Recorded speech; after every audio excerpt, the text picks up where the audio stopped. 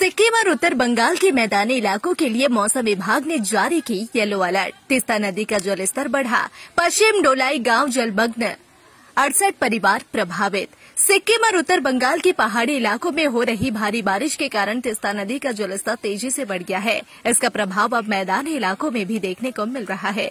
जलपाईगुड़ी जिले के माल अनुमंडल के क्रांति ब्लॉक के चिंगमारी ग्राम पंचायत अंतर्गत पश्चिम डोलाई गांव इलाके में करीब 68 घर पानी में डूब गए हैं। जानकारी के अनुसार जलस्तर को नियंत्रित करने के लिए गजलडोबा स्थित तीस्ता बैराज के 2 गेट खोलने पड़े। इससे तीस्ता के किनारे बसे इलाकों में अचानक पानी घुस गया। स्थानीय निवासियों ने बताया कि सुबह से ही पानी का जलस्तर तेजी से बढ़ रहा था।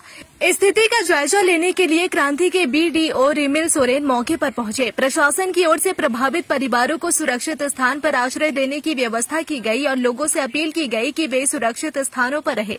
गौरतलब है कि पिछले वर्ष भी मानसून की शुरुआत में पश्चिम डोलाई गांव में बाढ़ की स्थिति उत्पन्न हुई थी।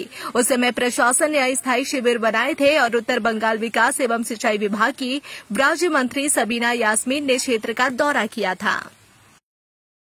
आपके होंगे हर सपने साकार, चालू करो अपने कपड़ों का व्यापार। मैन्युफैक्चर प्राइस में माल देंगे भैया। कुर्ती 55 से चालू हो जाता है, साड़ी 115 से चालू हो जाता है। 15,000 प्रोडक्ट आपके लिए इंतजार कर रहा है। कब तक न्यूज देखोगे? ये समय आ गया है न्यूज बनाने के लिए। সকাল থেকে ধরো 7:30 দিকে থেকে জলটা আমরা ঢুকার আরম্ভ করি। তারপর আমি তো জানতে পারলাম যে জলটা বাড়তেছে। তখন আসলাম, আসার পরে দেখি যে জল হুড় হুড় হুড় ঢুকতেছে। আচ্ছা, তারপরে হঠাৎ করে আমি পাঠাইলাম গ্রুপে। মানে কি বিষয়টা প্রশাসনের কাউকে জানিয়েছেন? না, এটা তো গ্রুপে সবাই দেখতে পায়, ভিডিও দেখতে পাবে। হ্যাঁ, সবাই দেখতে পাবে। আচ্ছা, তো প্রশাসন কিছু বলছে? কিছু আসলে আইসে দেখে গেছিল। এইখান থেকে লোকালের যারা আছে, গ্রাম পঞ্চায়েত প্রধানরা।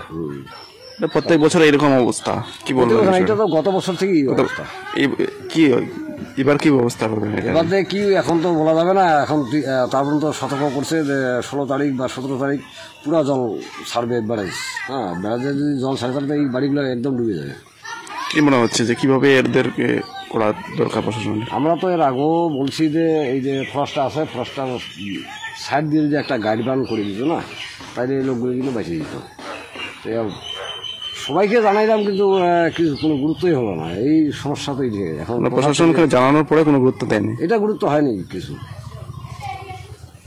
এই যে সাবিনা ইয়াসমিন এসে গেল, ওনাকেও বলা হয়েছিল, ভিডিওকেও ওরা বলা হয়েছিল যে এই গাইড বানটা আমাদের মন্ত্রীকেও আমরা বলছিলাম যে একটা মানে লোক লিখে বাঁচার জন্য একটা গাইড বান যদি করা যায়, এই মানে ফরেস্টের এই পাশ দিয়ে মানুষের জমি আছে, জমি সবাই ছেড়ে দিবে যে একটা বান মানে পরিবারগুলো বাঁচো।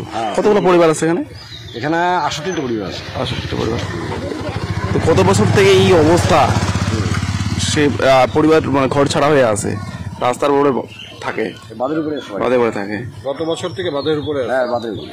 না, এই যে ধরো মাস 2-3 ছিল আর কি, বাড়িতে গেছিল। এই তো আমার আজকে 14 তারিখ থেকেই জল ঢুকে গিয়েছে।